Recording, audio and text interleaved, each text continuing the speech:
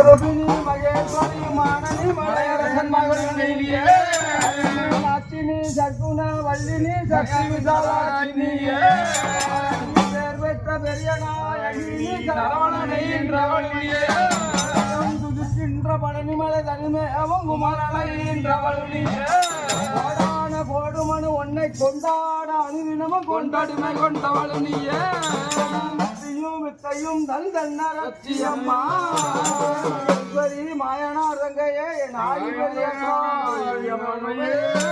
ஒரு கூட்டி மணல் குவித்து தென்னம்மாளை வைத்து